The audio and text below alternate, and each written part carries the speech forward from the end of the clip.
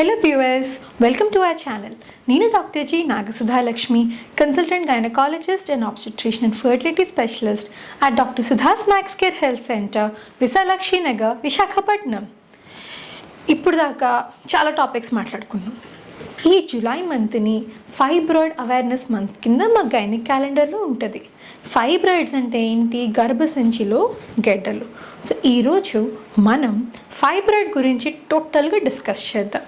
అసలు ఫైబ్రాయిడ్ అంటే ఏంటి, అది ఎక్కడెక్కడ వస్తుంది, అది ఎట్లా మన బాడీని ఎఫెక్ట్ చేస్తుంది, ఫైబ్రాయిడ్ వల్ల వచ్చే సిమ్టమ్స్ ఏంటి, అది మనం ఎలా తెలుసుకోవచ్చు, అండ్ ఎలాంటి ఫైబ్రాయిడ్స్ని మనం ట్రీట్ చేసుకోవాలి, అండ్ ఆ ఫైబ్రాయిడ్స్కి మెడికల్గా టాబ్లెట్స్ ట్రీట్ అవుతుందా, లేదంటే వాటికి ఏమైనా సర్జరీలు చేయాలా, దట్ ఈ ఫైబ్రాయిడ్స్ని మనం ఏం తింటే ప్రివెంట్ చేయొచ్చు, ఏమి తినకూడదు.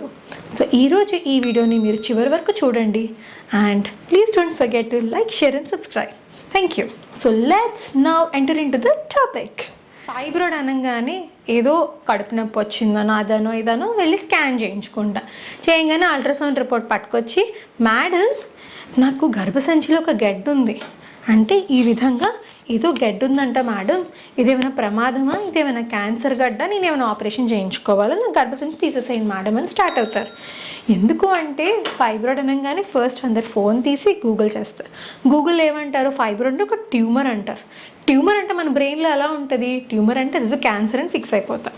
బట్ యాక్చువల్గా ట్యూమర్ అంటే జస్ట్ ఏదైనా ఒక బాడీ పార్ట్ పెరగడం, దాన్ని ట్యూమర్ అని అంటాం. అంటే సైజు పెరగడం, ఉప్పటం.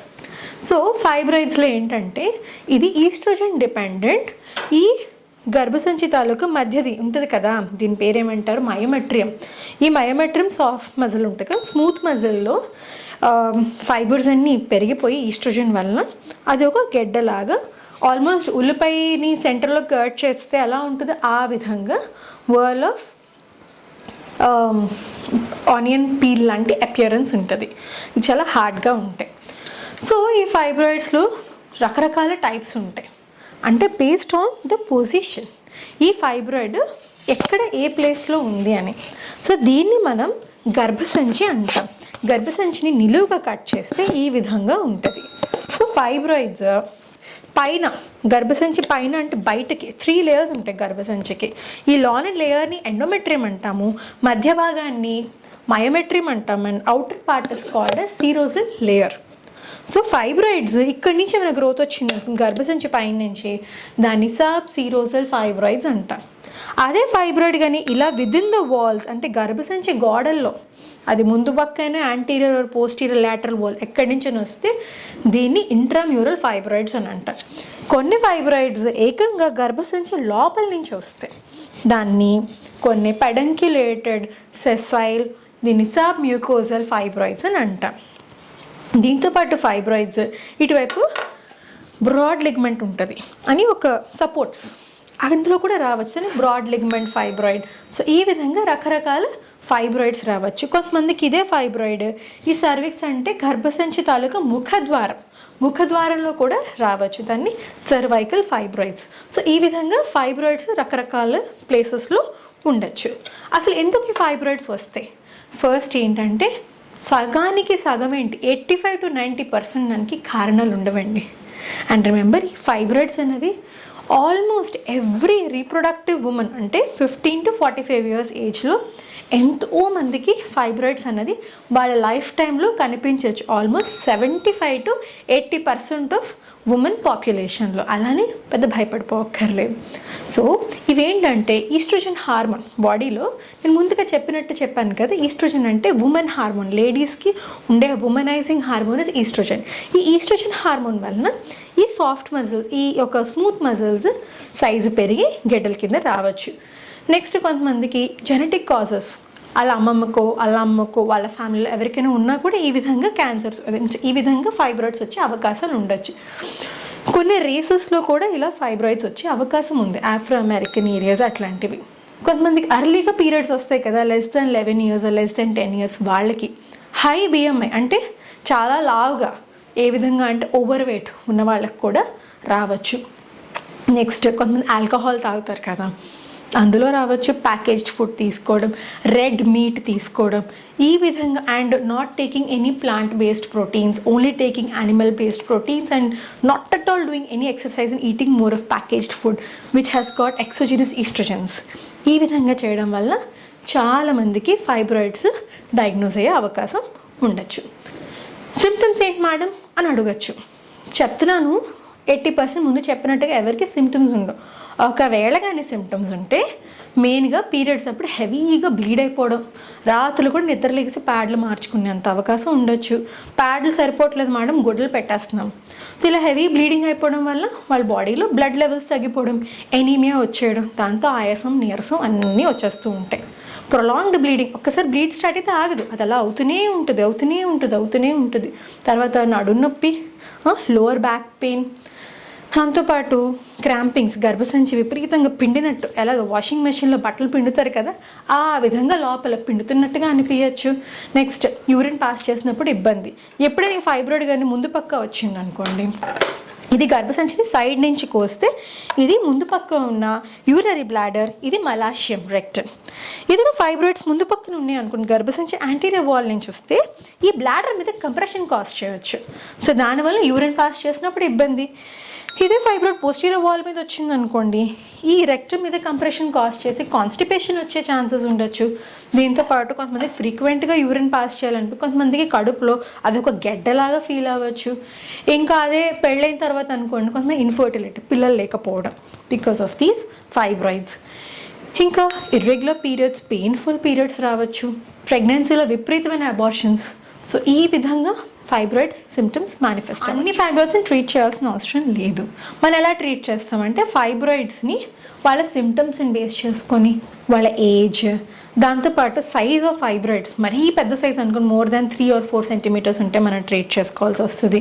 లేకపోతే వాళ్ళ ఫ్యూచర్లో ప్రెగ్నెన్సీస్ ప్లాన్ చేసుకోవాలనుకో, దాన్ని బట్టి ఫైబ్రాయిడ్ పొజిషన్, సైజ్, తర్వాత నంబర్ అండ్ ఆల్సో సిమ్టమ్స్, ఈ 4ని బేస్ చేసుకుని మనం ఒక ట్రీట్మెంట్ ప్రోటోకాల్ అనేది ఏర్పరచుకుంటాం. మనం ఏమేమి చేయొచ్చు?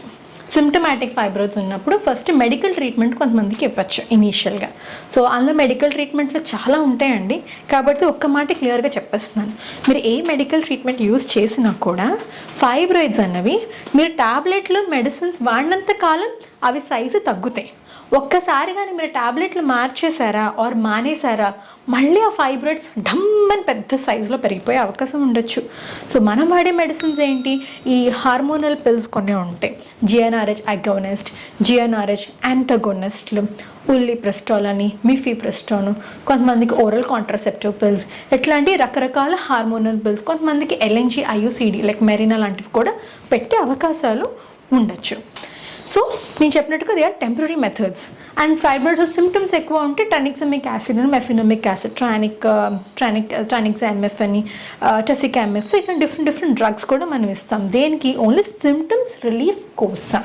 ఇన్ని చేస్తున్నాం, ఫైబ్రాయిడ్ సైజ్ తగ్గట్లేదు, పేషెంట్కి సిమ్టమ్స్ కూడా తగ్గట్లేదు. నెక్స్ట్ ఏంటి? Surgical options. సో సర్జికల్ ఆప్షన్స్లోకి వచ్చేసరికి ఇందు చెప్పినట్టుగా నంబర్, సైజ్, షేప్, దాంతోపాటు లొకేషన్ అండ్ ఫ్యూచర్ ప్రెగ్నెన్సీస్, ఈ 5 చూసుకొని ఒకవేళ కానీ ఇఫ్ అ ఉమెన్ 45-46 ఏజ్ వచ్చింది, వాళ్ళకి ఇంకా గర్భసంచితో అవసరం లేని వాళ్ళకి ఏంటంటే మనం డైరెక్ట్గా హిస్టరెక్టమీ సజెస్ట్ చేసేస్తాం. అదే లెస్ దెన్ రీప్రొడక్టివ్ ఏజ్, వాళ్ళు పిల్లలు కావాలంటే, లేకపోతే ఏజ్ ఓన్లీ 35 తక్కువ ఉందనుకోండి, and those who want to preserve their uterus, అలాంటి వాళ్ళకి మనం ఇచ్చే ఆప్షన్ ఏంటంటే మయోమెక్టమీ. అంటే గర్భసంచిలో ఒక కట్టించి కేవలం ఆ గెడ్డ వరకే తీస్తాం, దాన్ని మయోమెక్టమీ అని అంటాం. ఇంకా డిఫరెంట్ టైప్స్ ఉంటాయి. ఈ మయోమెక్టమీని మనం ఓపెన్ చేయొచ్చు, అంటే పొట్ట కోసి లాప్రోటమీ చేసి మయోమెక్టమీ చేయొచ్చు. దాంతోపాటు ఇప్పుడు కొత్తగా వచ్చింది మినిమల్ ఇన్వేజివ్ లాప్రోస్కోపిక్, అంటే పొట్టకి చిన్న కన్నాలు ఇచ్చి మనం కెమెరా పాస్ చేసి, ప్రోబ్స్ పాస్ చేసి లోపల పవర్ ఇచ్చి నీట్గా కట్ చేసి ఓన్లీ ఫైబ్రాయిడ్ వరకు తీసేయడం అండ్ రిమైనింగ్ యూట్రస్ని మళ్ళీ కుట్టేయడం.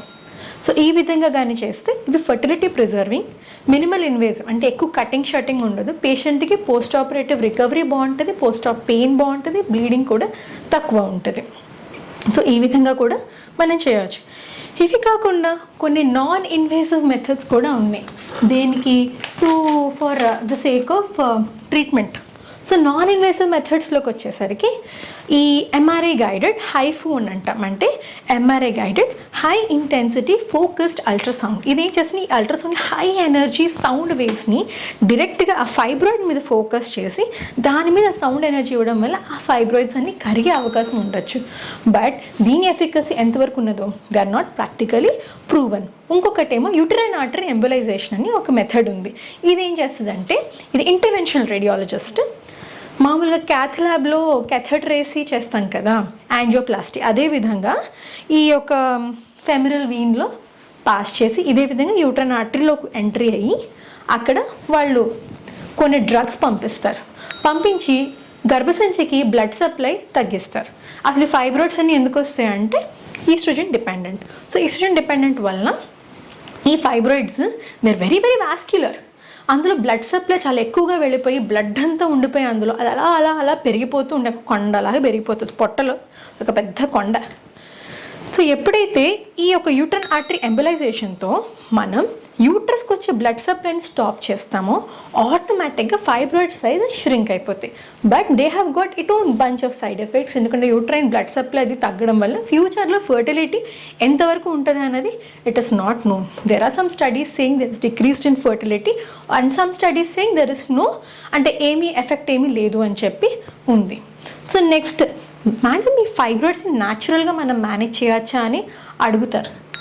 న్యాచురల్గా మేనేజ్ చేయడానికంటే మీరు అసలు డాక్టర్ దగ్గరికి రావక్కర్లేదు. కాబట్టి చిన్న చిన్న చేంజెస్ చేసుకుంటే అట్లీస్ట్ ఉన్న ఫైబ్రాయిడ్స్ని మెయింటైన్ చేసుకోవచ్చు. అసలు ఫైబ్రాయిడ్స్ రాకుండా కూడా మీరు చేసుకోవచ్చు.